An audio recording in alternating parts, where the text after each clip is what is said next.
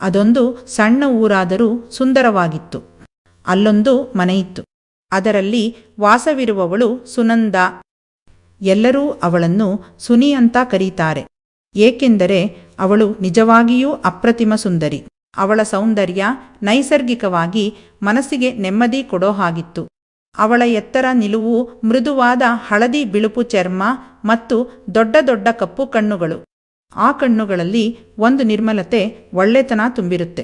ಅವಳು ನಕ್ಕಾಗ ಅವಳ ತುಟಿಗಳ ಮೂಲೆಗಳು ಸ್ವಲ್ಪ ಮೇಲೇಳುತ್ತವೆ, ಕೆನ್ನೆಗಳ ಮೇಲೆ ಸಣ್ಣ ಗುಳಿಗಳು ಕಾಣಿಸುತ್ತವೆ. ದೊಡ್ಡ ಗಂಟು ಹಾಕಿ ಕಟ್ಟಿರೋ ಉದ್ದ ಕೂದಲು ಅವಳ ಹೆಗಲ ಮೇಲೆ ನಿಂತಿರುತ್ತೆ. ಸಾಮಾನ್ಯವಾಗಿ ಸಾದಾ ಸೀರೆ ಉಟ್ಟುಕೊಳ್ಳುತ್ತಾಳೆ, ಆದರೂ ಅದು ಅವಳ ಮೇಲೆ ರಾಣಿಯ ಹಾಗೆ ಕಾಣುತ್ತೆ. ಅವಳ ಧ್ವನಿ ಮಧುರವಾಗಿತ್ತು. ಮಾತಾಡುವಾಗ ಅವಳ ಕಣ್ಣುಗಳು ಚೆಲ್ಲಾಡುತ್ತಿರುತ್ತವೆ, ಮುಗುಳ್ನಗು ಮುಖದ ಮೇಲಿರುತ್ತೆ. ಯೌವನಕ್ಕೆ ಕಾಲಿಟ್ಟಾಗ ಅವಳು ತುಂಬಾನೇ ಆಟ ಆಡಿದ್ದಳು. ಊರಿನ ಗೌಡರ ಜೊತೆ ಕಬ್ಬಿನ ಗದ್ದೆಯಲ್ಲಿ ಮೈಮರೆತು ಮಲಗಿ ಒಳಗಡೆ ಎಲ್ಲಾ ಬಿಟ್ಟುಕೊಂಡಿದ್ದಳು. ಆ ಕರ್ಮದ ಫಲವಾಗಿ ಹೊಟ್ಟೆಯಲ್ಲಿ ಕುಡಿ ಬೆಳೆಯಲು ಶುರುವಾಯಿತು. ಬೇರೆ ದಾರಿಯಿಲ್ಲದೆ ಆ ಕುಡಿಯನ್ನು ಚಿವುಟಿ ಹಾಕಿದರು. ಅದಾದ ನಂತರ ಗಡಿಬಿಡಿಯಲ್ಲಿ ಒಂದು ಗಂಡು ಹುಡುಕಿ ಮದುವೆ ಮಾಡಿದರು. ಅವನೇ ವಿಕ್ರಮ್. ಅವಳದ್ದೆಲ್ಲವೂ ದೊಡ್ಡದಿರುವುದರಿಂದ ಅವನು ಅಗಲಿಸಿ ಅಗಲಿಸಿ ಮಾಡಿದ. ಹಾಗಾಗಿ ಸುನಂದಾಗೆ ಈಗ ಒಂದು ಮಗು ಇದೆ. ಹೆಸರು ಆದಿತ್ಯ. ಎಲ್ಲರೂ ಪ್ರೀತಿಯಿಂದ ಆದಿ ಅಂತ ಕರೀತಾರೆ. ಆದಿಗೆ ಈಗ 2 ವರ್ಷ. ಅವನದ್ದು ತುಂಬಾ ಚುರುಕು ಬುದ್ಧಿ. ಓಡಾಡೋದು, ಕುಣಿಯೋದು, ಎಲ್ಲವನ್ನೂ ಮುಟ್ಟೋದಂದ್ರೆ ಅವನಿಗಿಷ್ಟ. ಅವನಿಗೂ ತಾಯಿಯ ಹಾಗೆ ದೊಡ್ಡ ಕಣ್ಣುಗಳು, ಗುಲಾಬಿ ತುಟಿಗಳು. ಅವನೆಂದರೆ ಸುನಂದಾಗೆ ಪ್ರಾಣ. ಆದರೆ ಆದಿಗೊಂದು ಹಠ ಇದೆ. ಅದೇನೆಂದರೆ ವಿಪರೀತವಾಗಿ ತಾಯಿಯ ಎದೆಹಾಲು ಕುಡಿಯೋದು. ಸುನಂದಾಳ ಗಂಡ ವಿಕ್ರಮ್ ಸಾಫ್ಟ್ವೇರ್ ಇಂಜಿನಿಯರ್. ಅವರು ನಗರದಲ್ಲಿ ಕೆಲಸ ಮಾಡುತ್ತಾರೆ. ಬೆಳಿಗ್ಗೆ 7 ಗಂಟೆಗೆ ಮನೆ ಬಿಟ್ಟು ಹೋಗುತ್ತಾರೆ, ಸಂಜೆ 7 ಗಂಟೆಗೆ ಮನೆಗೆ ಬರುತ್ತಾರೆ. ಒಳ್ಳೆಯ ಗಂಡ, ಆದರೆ ಕೆಲಸದ ಒತ್ತಡದಿಂದ ಸದಾ ಚಿಂತೆ ಇರುತ್ತೆ. ಮನೆಗೆ ಬಂದಾಗಲೂ ಅವರ ಮನಸ್ಸು ಕೆಲಸದಲ್ಲೇ ಇರುತ್ತೆ. ಸುನಂದಾ ಅದನ್ನು ಗಮನಿಸುತ್ತಾಳೆ. ಅವಳಿಗೆ ನೋವಾಗುತ್ತೆ. ಆದರೆ ಏನು ಮಾಡುವುದು, ಜೀವನ ಹೀಗೆ ಅಂದ್ಕೊಂಡು ಸುಮ್ಮನಾಗುತ್ತಾಳೆ. ಸುನಂದಾಗೆ ಆದಿಗೆ ಹಾಲು ಕುಡಿಸೋದು ಆರಾಮದ ಕೆಲಸ. ಆದರೆ ಅವನು ಕೇಳಿದ್ದನ್ನು ಕೊಡಿಸದಿದ್ದರೆ ಅವನು ಭಯಂಕರ ಹಠ ಹಿಡಿಯುತ್ತಾನೆ. ಅವನಿಗೆ ಹಾಲು ಬೇಕಿದ್ದರೂ ನಾನು ಹಾಲು ಕುಡಿಯಲ್ಲ ಅನ್ನುತ್ತಾನೆ. ಸುನಂದಾ ಕರೆದರೆ ಆದಿ ಓಡಿ ಹೋಗುತ್ತಾನೆ. ಸುನಂದಾ ಬೊಬ್ಬೆ ಹೊಡೆದರೂ ಹಾಲು ಕುಡಿಯಲು ನಿರಾಕರಿಸುತ್ತಾನೆ. ಇದು ಸುನಂದಾಗೆ ತುಂಬಾ ಕಸಿವಿಸಿ ಮೂಡಿಸುತ್ತೆ. ಹಾಲು ಕುಡಿಯದಿದ್ದರೆ ಆದಿಗೆ ತೊಂದರೆಯಾಗಬಹುದು, ಅವನ ಆರೋಗ್ಯಕ್ಕೆ ಹಾನಿಯಾಗಬಹುದು. ಅದು ತಿಳಿದಿದ್ದರೂ ಆದಿಯ ಹಠದ ಮುಂದೆ ಅವಳು ಅಸಹಾಯಳಾಗುತ್ತಾಳೆ. ಸಂಜೆ ವಿಕ್ರಮ್ ಮನೆಗೆ ಬರುವ ಮುನ್ನ ಆದಿಗೆ ಹಾಲು ಕುಡಿಸಿ, ಸ್ನಾನ ಮಾಡಿಸಿ, ಊಟಕ್ಕೆ ಸಿದ್ಧ ಮಾಡಬೇಕು. ಜೊತೆಗೆ ಅವನು ಅವಳಿಗೆ ಮಂಚದ ಮೇಲೆ ಹೊಡೆಯುತ್ತಾನೆ. ಅವಳು ಅದಕ್ಕೋಸ್ಕರ ರಾತ್ರಿ ಯಾವಾಗ ಆಗುತ್ತೋ ಅಂತ ಕಾಯುತ್ತಿರುತ್ತಾಳೆ. ಆದರೆ ಆದಿ ಹಠ ಹಿಡಿದರೆ ಎಲ್ಲಾ ಯೋಜನೆ ಹಾಳಾಗುತ್ತೆ. ಸುನಂದಾ ಒತ್ತಡದಿಂದ ಕಣ್ಣೀರು ಸುರಿಸುತ್ತಾಳೆ. ಇದೇ ಸಮಯದಲ್ಲಿ ಪಕ್ಕದ ಮನೆಯಲ್ಲಿ ಒಬ್ಬ ಸುಂದರ ಯೌವನ ತುಂಬಿದ ಹುಡುಗ ವಾಸಿಸುತ್ತಿದ್ದಾನೆ. ಅವನ ಹೆಸರು ಅರ್ಜುನ್. ಅರ್ಜುನ್ಗೆ 25 ವರ್ಷ. ಅವನೊಬ್ಬ ಯುವ ಚಿತ್ರಕಲಾವಿದ.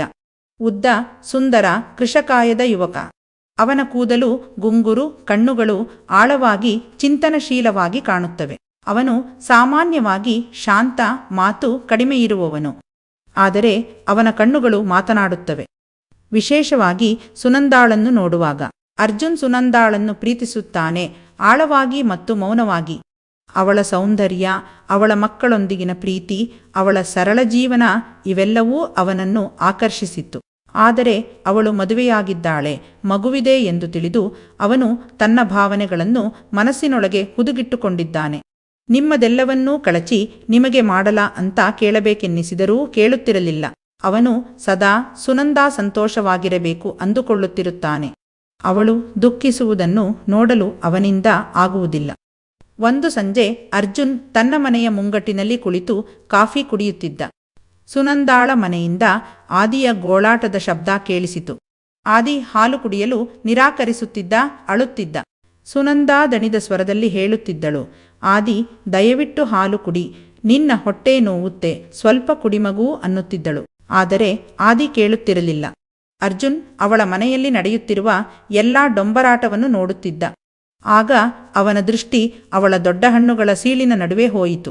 ಅವನ ಗೂಟ ಹೊಡೆಯಲು ಸಿದ್ಧ ಎಂದು ಹೇಳಿ ನಿಂತಿತು. ಅದನ್ನು ಅವನು ಮೆಲ್ಲಗೆ ಸವರುತ್ತಾ ಸುನಂದಾಳ ಮೇಲೆ ದೃಷ್ಟಿ ಹಾಯಿಸಿದ.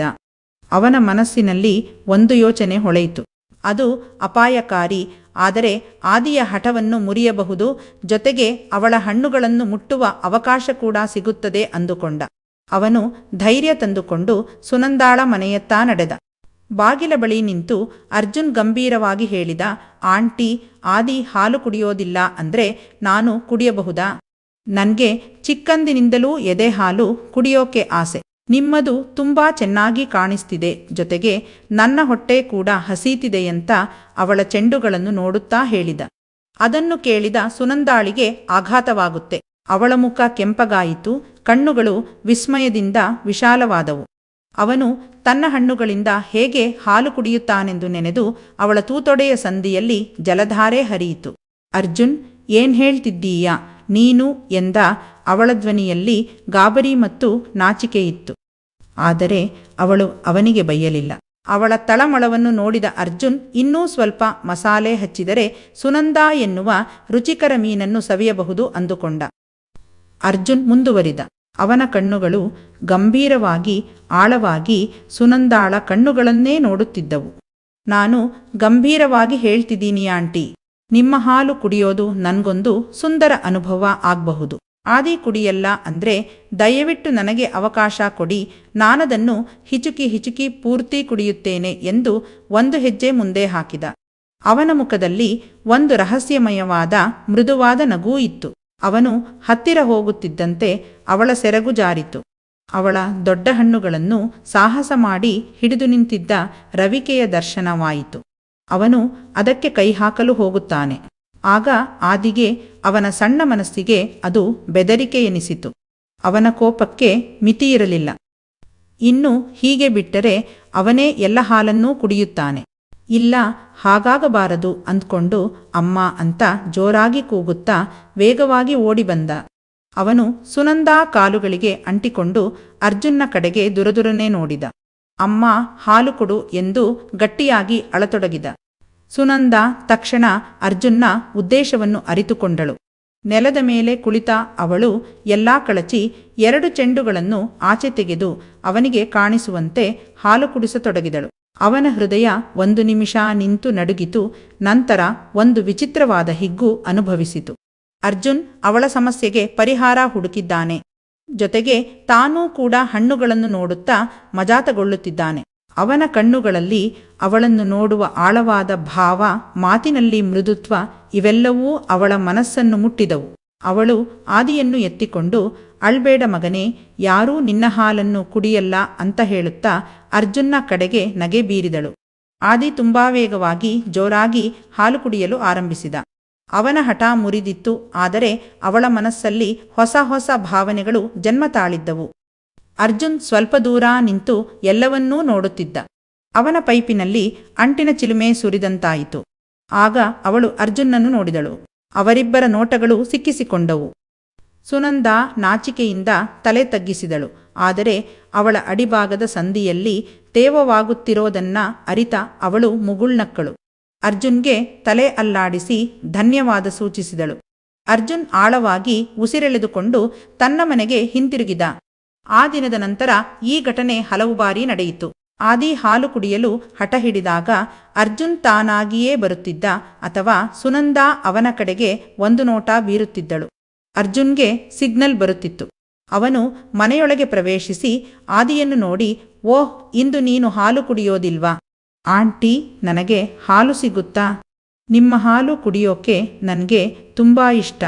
ಆದಿ ಕುಡಿಯಲ್ಲ ಅಂದ್ರೆ ನಾನು ಕುಡಿಯುತ್ತೇನೆ ಅಂತ ಅವಳ ಹತ್ತಿರಕ್ಕೆ ಬಂದು ಹಣ್ಣುಗಳನ್ನು ಸವರುತ್ತಾ ಆಕೆಯ ಕಣ್ಣುಗಳಲ್ಲಿ ಕಣ್ಣಿಟ್ಟು ನೋಡುತ್ತಿದ್ದ. ಮೊದಲ ಬಾರಿಗಿಂತ ಈಗ ಅರ್ಜುನ್ ಮಾಡುತ್ತಿರುವ ನಟನೆ ಸುನಂದಾಳಿಗೆ ಹಿತವಾಗಿ ಅನ್ನಿಸುತ್ತಿತ್ತು. ಅವನು ನಿಜವಾಗಿಯೂ ಹಾಲು ಕುಡಿಯಲು ಯೋಚಿಸುತ್ತಿದ್ದಾನೆ ಅನ್ನೋದನ್ನ ಅವಳು ತಿಳಿದಿದ್ದಳು. ಅವನ ಸಾನ್ನಿಧ್ಯ ಒಂದು ರೀತಿಯ ಸಂತೋಷ, ಸುರಕ್ಷಿತ ಭಾವನೆಯನ್ನೂ ಅವಳಿಗೆ ಕೊಡುತ್ತಿತ್ತು. ಆದರೆ ಆದಿಗಿದ್ದಿದ್ದು ಒಂದೇ ಭಯ, ಎಲ್ಲಿ ಅರ್ಜುನ್ ತನ್ನ ಹಾಲನ್ನು ಕುಡಿಯುತ್ತಾನೋ ಅಂತ. ಅರ್ಜುನ್ ಹಾಗೇ ಹೇಳುತ್ತಿದ್ದಂತೆ ಅವನು ಗೋಳಾಡುತ್ತಾ ಓಡಿಬಂದು ಅರ್ಜುನ್ನ ಕಡೆಗೆ ಕೋಪದಿಂದ ನೋಡುತ್ತಾ ತನ್ನ ತಾಯಿಯ ದೊಡ್ಡ ಹಣ್ಣುಗಳಿಗೆ ಹಚ್ಚಿಕೊಳ್ಳುತ್ತಿದ್ದ. ಸುನಂದ ಆದಿಗೆ ಶಾಂತವಾಗಿ ಹಾಲು ಕುಡಿಸುತ್ತಿದ್ದಳು. ಈ ಯೋಜನೆ ಯಾವಾಗಲೂ ಕೆಲಸ ಮಾಡುತ್ತಿತ್ತು. ಒಂದು ದಿನ ಹೀಗೆ ಯೋಜನೆ ನಡೆದ ನಂತರ ಸುನಂದ ಆದಿಗೆ ಹಾಲು ಕುಡಿಸುತ್ತಿದ್ದಳು. ಅರ್ಜುನ್ ಸ್ವಲ್ಪ ದೂರ ನಿಂತಿದ್ದ. ಸುನಂದ ತಲೆ ಎತ್ತಿ ಅವನನ್ನು ನೋಡಿ, ನಿನಗೆ ನಿಜವಾಗಿಯೂ ನನ್ನ ಹಾಲು ಕುಡಿಯೋ ಆಸೆಯಿದೆಯೇ ಎಂದು ಕೇಳಿದಳು. ಅವಳ ಧ್ವನಿ ಮೆತ್ತಗಿತ್ತು, ಜೊತೆಗೆ ನಾಚಿಕೆಯಿಂದ ಕೂಡಿತ್ತು. ಅರ್ಜುನ್ ನಗು ನಿಲ್ಲಿಸಿದ. ಅವನು ಗಂಭೀರವಾಗಿ ಸುನಂದಾಳ ಕಣ್ಣುಗಳನ್ನೇ ನೋಡಿದ. ಹೌದಾಂಟಿ, ನಿಮ್ಮ ಹಣ್ಣುಗಳೆಂದರೆ ನನಗೆ ತುಂಬಾ ಇಷ್ಟ. ಒಂದು ಸಲನಾದ್ರೂ ಹಾಲು ಕುಡಿಯಬೇಕೆನ್ನೋ ಆಸೆಯಿದೆ ಅನ್ನುತ್ತಾನೆ. ಅಷ್ಟರಲ್ಲಿ ಆದಿ ಹಾಲು ಕುಡಿಯುತ್ತಾ ಅವಳ ಮಡಿಲಲ್ಲೇ ನಿದ್ದೆ ಹೋಗಿರುತ್ತಾನೆ. ಅವಳು ಅವನನ್ನು ಕೋಣೆಯಲ್ಲಿ ಜೋಕಾಲಿಯ ಮೇಲೆ ಮಲಗಿಸಿ ಬರುತ್ತಾಳೆ ಮತ್ತು ಅರ್ಜುನ್ನನ ಎದುರುಗಡೆ ಬಂದು, ಈಗ ನನ್ನ ಮಗ ಕುಡಿದು ಉಳಿಸಿದ ಎಲ್ಲಾ ಹಾಲು ನಿಂದೆ, ಬಾ, ಎಷ್ಟು ಬೇಕಾದ್ರೂ ಕುಡಿಯಂತ ಆಹ್ವಾನ ಕೊಡ್ತಾಳೆ. ಅವನು ಅವಳ ಮೇಲಿರುವ ಎಲ್ಲವನ್ನೂ ತೆಗೆದು ಹಾಲು ಕುಡಿಯಲು ಶುರು ಮಾಡ್ತಾನೆ. ಆಂಟಿ, ಹಾಲು ತುಂಬಾ ರುಚಿಯಾಗಿದೆ. ಆದಿ ಯಾಕೆ ಆ ರೀತಿ ಕೋಪ ಮಾಡಿಕೊಳ್ಳುತ್ತಿದ್ದ ಅಂತ ಈಗ ಅರ್ಥ ಆಗ್ತಿದೆ ಅಂತಾನೆ. ಅವಳು ಅವನ ತಲೆಯನ್ನು ನೇವರಿಸುತ್ತಾ ಹಾಲು ಕುಡಿಸುತ್ತಿದ್ದಳು. ಕೆಳಗಿನ ಸಂದಿಯ ಮೇಲಿದ್ದ ಬಟ್ಟೆ ತೆಗೆದಾಗ ಕಪ್ಪು ಕೂದಲುಗಳ ನಡುವೆ ಅಪರೂಪದ ಹೂವು ಕಾಣಸಿಗುತ್ತದೆ. ಅದನ್ನು ಕೈಗಳಿಂದಲೇ ತಿದ್ದುತ್ತಾ ತೀಡುತ್ತಾ ಇರುತ್ತಾನೆ. ಆಗ ಅವಳು ತಡೆಯಲಾಗದೆ, ಬೇಗ ಒಳಗೆ ಹಾಕು, ಮಗು ಎದ್ದರೆ ಕಷ್ಟ ಎನ್ನುತ್ತಾಳೆ. ಅವನು ಸುರಂಗದೊಳಗೆ ನುಗ್ಗಿಸಿ ಅನ್ವೇಷಣೆ ಶುರು ಮಾಡುತ್ತಾನೆ. ಹಿಂದೆ ಮುಂದೆ ಚಲಿಸುತ್ತಾ ಕೊನೆಯಲ್ಲಿ ಎಲ್ಲವನ್ನೂ ಅವಳ ಒಡಲಾಳದಲ್ಲಿ ಸುರಿಸುತ್ತಾನೆ. ಎಲ್ಲ ಮುಗಿದ ನಂತರ ಅರ್ಜುನ್ ಮನೆಗೆ ಬರುತ್ತಾನೆ. ಅವನ ಮನಸ್ಸಿನಲ್ಲಿ ಏನನ್ನೋ ಸಾಧಿಸಿದ ಭಾವನೆ ಇರುತ್ತದೆ. ಆದರೆ ಸುನಂದ ಮಾತ್ರ ಮೂಕವಿಸ್ಮಿತಳಾಗಿದ್ದಳು. ಅವನ ಅಸಮಾನ ಶಕ್ತಿಗೆ ಅಭಿಮಾನಿಯಾದಳು. ಜೊತೆಗೆ ಅವಳಿಗೆ ಪಶ್ಚಾತ್ತಾಪ ಕಾಡುತ್ತಿತ್ತು. ನಾನು ನನ್ನ ಗಂಡನಿಗೆ ಮೋಸ ಮಾಡಿದೆನಾ ಅನ್ನೋ ಪ್ರಶ್ನೆ ಅವಳನ್ನು ಕಾಡುತ್ತಿತ್ತು. ಒಂದು ಸಂಜೆ ಅವಳ ಗಂಡ ವಿಕ್ರಮ್ ಮನೆಗೆ ಬಂದರು. ಆಗ ಆದಿ ಹಾಲು ಕುಡಿದು ಸ್ನಾನ ಮಾಡಿ ಖುಷಿಯಾಗಿ ಆಡುತ್ತಿದ್ದ. ಆಗ ಸುನಂದ, ನಿಮ್ಮ ಮಗ ಚೆನ್ನಾಗಿ ಹಾಲು ಕುಡಿದಿದ್ದಾನೆ, ಯಾವ ತೊಂದರೆಯೂ ಇಲ್ಲ ಅನ್ನುತ್ತಾಳೆ. ವಿಕ್ರಮ್ ನಿಟ್ಟುಸಿರು ಬಿಟ್ಟು, ಒಳ್ಳೆಯದು, ಆತ ಹಠ ಬಿಟ್ಟಿದ್ದಾನೆ ಅನ್ಸುತ್ತೆ ಅಂದರು. ಸುನಂದಾಳ ಹೃದಯದಲ್ಲಿ ಕಳವಳ ಶುರುವಾಯಿತು. ಅವಳು ಸತ್ಯವನ್ನು ಮರೆಮಾಚುತ್ತಿದ್ದಳು. ಆಗಷ್ಟೇ ಅರ್ಜುನ್ ಒಳಗೆ ತುಂಬಿಸಿದ ನೀರನ್ನು ಹೊತ್ತುಕೊಂಡೇ ನಿಂತಿದ್ದಳು. ಒಂದು ಸಲ ತುಂಬಿದ ನೀರು ಮತ್ತೆ ಹೊರಗೆ ಬರೋದು ಸುಲಭವಲ್ಲ. ಆದರೆ ಅರ್ಜುನ್ನಿನ ಬಗ್ಗೆ ವಿಕ್ರಮ್ಗೆ ಹೇಳುವುದು ಕೂಡ ಸುಲಭವಲ್ಲ ಅನ್ನೋದು ಕೂಡ ಅವಳಿಗೆ ತಿಳಿದಿತ್ತು. ಇನ್ನೊಂದು ದಿನ ಸುನಂದ ತನ್ನ ತೋಟದಲ್ಲಿ ಹೂವುಗಳಿಗೆ ನೀರು ಹಾಕುತ್ತಿದ್ದಳು. ಅರ್ಜುನ್ ತನ್ನ ಮನೆಯ ಮುಂಗಟ್ಟಿನಲ್ಲಿ ನಿಂತು ಅವಳನ್ನು ನೋಡುತ್ತಿದ್ದ. ಸುನಂದ ಅವನ ಕಡೆಗೆ ತಿರುಗಿ ನೋಡಿದಳು. ಮಾತನಾಡದೆ ಹೊಸದಾಗಿ ಅರಳಿದ ಗುಲಾಬಿ ಹೂವನ್ನು ತೆಗೆದು ಅರ್ಜುನ್ ಕಡೆಗೆ ತೋರಿಸುತ್ತಾ, ತಗೋ ಅನ್ನುವಂತೆ ಸ್ನನ್ನೆ ಮಾಡಿದಳು. ಅರ್ಜುನ್ ಮುಗುಳ್ನಕ್ಕು ಅವಳ ಹತ್ತಿರ ಹೋಗಿ ಹೂವನ್ನು ತೆಗೆದುಕೊಂಡ. ಅವನ ಬೆರಳುಗಳು ಸುನಂದಾಳ ಬೆರಳುಗಳನ್ನು ಸ್ವಲ್ಪ ಕ್ಷಣ ಮುಟ್ಟಿದವು. ಅದು ಅವರಿಬ್ಬರ ಮೈಯಲ್ಲೂ ವಿದ್ಯುತ್ ಆಘಾತದಂತಿತ್ತು. ಆಗ ಅರ್ಜುನ್, ಧನ್ಯವಾದಗಳು, ನಿಮ್ಗೆ ಈ ಹೂವು ನಿಮ್ಮ ಹೃದಯದ ಹಾಗೆ ಸುಂದರವಾಗಿದೆ ಅಂದನು. ಆಗ ಸುನಂದ ಅರ್ಜುನ್ನ ಕಣ್ಣುಗಳನ್ನು ನೋಡಿದಳು. ಅವು ನಿಜವಾಗಿಯೂ ಪ್ರೀತಿ, ಗೌರವ ಮತ್ತು ವಿಶ್ವಾಸದಿಂದ ತುಂಬಿದ್ದವು. ಅವಳು ಏನನ್ನೂ ಹೇಳಲಿಲ್ಲ. ಆದರೆ ಅವಳ ಮುಗುಳ್ನಗು, ಅವಳ ಕಣ್ಣುಗಳಲ್ಲಿನ ಒಪ್ಪಿಗೆ ಅರ್ಜುನ್ಗೆ ಎಲ್ಲವನ್ನೂ ತಿಳಿಸಿದವು.